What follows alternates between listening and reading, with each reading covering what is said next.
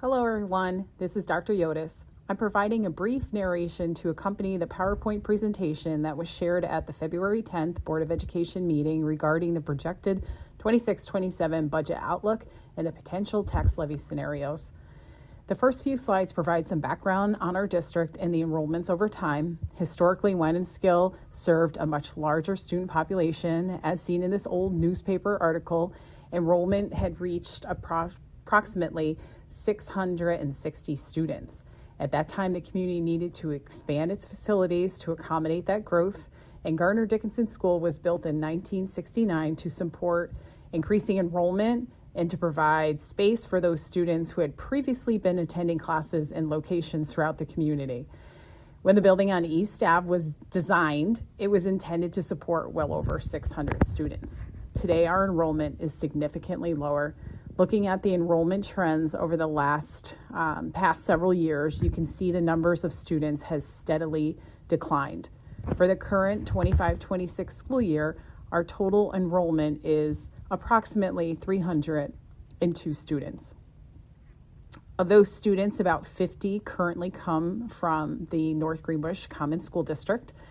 The next slide shows our projected enrollment for the 26-27 school year.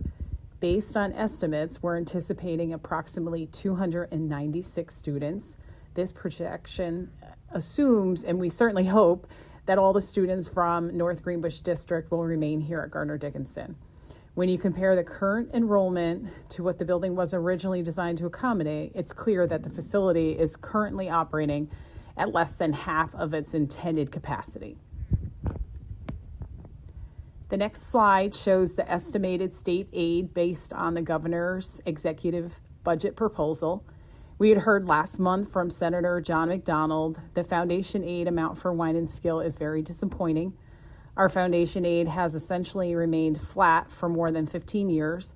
And because it's largely driven by enrollment, there's very little expectation that it will increase in our district in the future. The projected increase in foundation aid for next year is under $20,000, as you see, which will do very little to offset the rising costs in our budget. The other aid categories shown on the slide are largely expense-driven. That means the increases in those areas reflect that the district had to spend much more in those areas, particularly as you see in special ed and transportation. The largest increase to our aid was related to universal pre-K funding, which was projected to be nearly double it was last year, which is great. Even with that adjustment, the total increase in aid is approximately $100,000.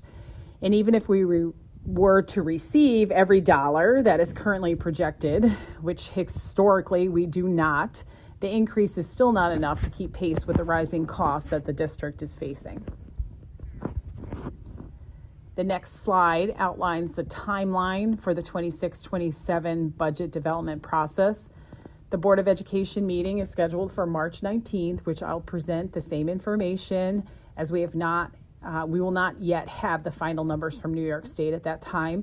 We will present two budget scenarios as they will depend on the outcome of the special reorganization meeting on March 31st. Following the vote, the board will determine which budget scenario to move forward with once the final numbers are received from the State Ed Department. The budget hearing is scheduled for May 12th, and the annual budget vote will take place on May 19th. This timeline is slightly accelerated this year because the district must prepare two potential budget scenarios. These scenarios depend on the outcome of the possible reorganization with the Troy City School District. If the reorganization vote does not pass, Wine and Skill would remain a standalone district, and we would need to propose a tax levy increase of approximately 6.4%. This percentage increase was recommended by our financial planner, Dr. Rick Timms, last year. His analysis was not based on a one-year adjustment. His 5-year outlook showed that a 6.4% increase would likely be necessary for the next 5 years, and even with those increases, the district would still face severe financial challenges and could potentially deplete all reserves between the years 2030, 2031, 32. If the reorganization vote passes, the proposed budget scenario would include a 0% tax increase for the community. I will discuss that in a moment. The next slide looks at the projected increases needed to maintain our current staffing levels for the 26-27 school year. These increases are largely driven by contractual salary increases, retirement contributions, and rising health costs. Teacher retirement system contributions, salary increases, FICA are estimated cost to increase by about $149,000.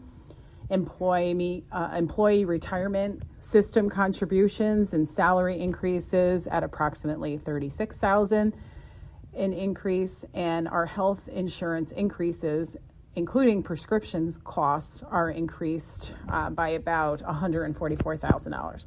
Altogether, the cost to sustain our current staffing levels is projected to increase by about $330,229. It's important to note that these numbers reflect only staffing-related increases.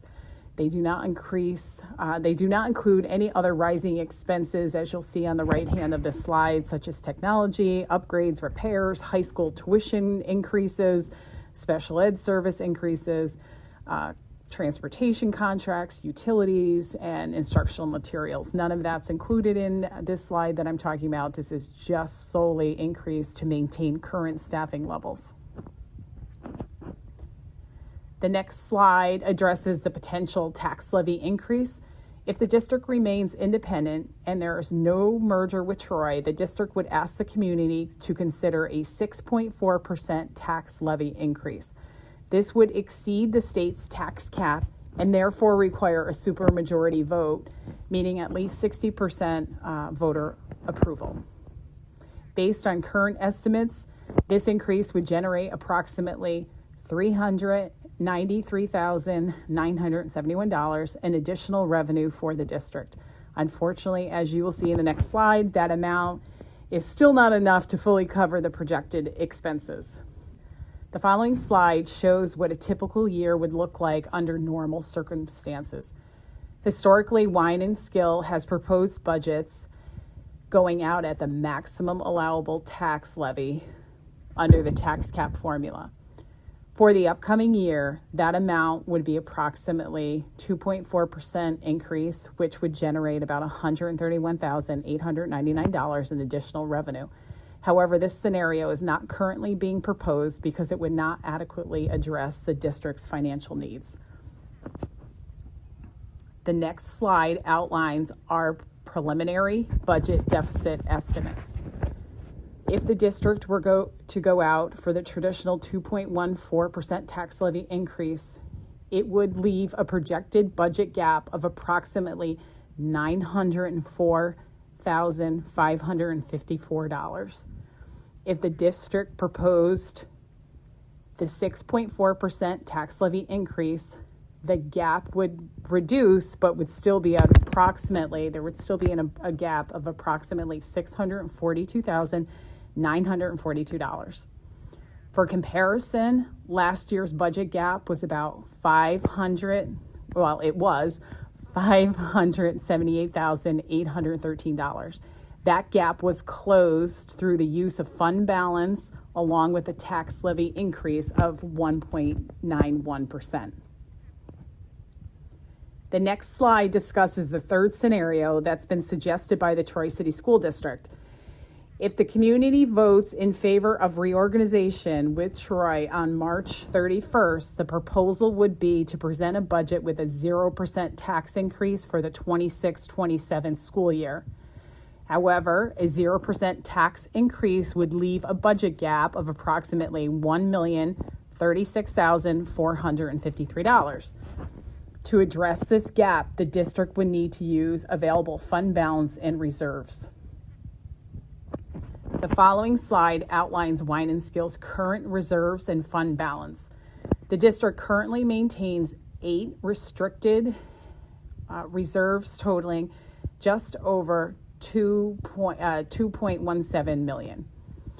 These reserves include funds for workers' compensation, unemployment insurance, retirement contributions, employee benefit liabilities, repairs, insurance, and capital projects. In addition, the district maintains an unassigned fund balance of approximately $558,684, which represents just over 4% of the total budget. One reserve that we could potentially utilize is the insurance reserve. That currently holds about $487,704. This reserve was originally established to address a claim that the district had against them. It was resolved for a lower amount than anticipated, so those funds are available for our use. By using the unassigned fund balance along with the insurance reserve, the district could cover the estimated $1,036,453 gap associated with the 0% tax levy increase. We would have just enough to cover the gap with an extra $10,000 in the reserves. This concludes a brief overview of the information that was presented at the February 10th Board of Education meeting regarding the 26-27 budget outlook. If anyone has any questions or would like any additional information, please feel free to contact me directly, Mary Yodis, at Wynenskill Union Free School District. Thank you for taking the time to review this presentation.